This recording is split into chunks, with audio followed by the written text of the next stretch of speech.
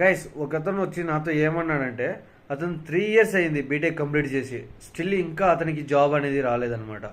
So చాలామంది ఏం చేస్తారు, బీటెక్ అయిపోగానే వెంటనే ఏదో కోర్స్ జాయిన్ అయ్యి కోర్స్ నేర్చుకొని కంప్లీట్ చేసుకొని వెంటనే ఫ్రెషర్ కిందకి జాబ్స్లో వెళ్ళిపోతారనమాట. స్టిల్ అతను కోర్స్ నేర్చుకుంటూ ఆఫ్ క్యాంపస్ ప్లేస్మెంట్స్ని అప్లై చేసినా కూడా అతనికి రాలేదంటే మెయిన్ కమ్యూనికేషన్ స్కిల్స్ ప్రాబ్లం అనమాట.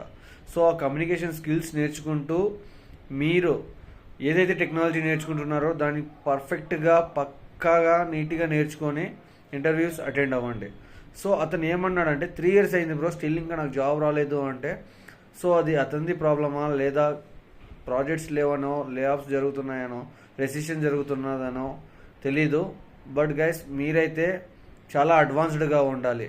సో నేను ఒక వీడియో చేశాను, కింద పెడుతున్నాను చూడండి. సో చూసి రిప్లై ఇవ్వండి. మీకు ఏమన్నా కావాలి అంటే కామెంట్ చేయండి.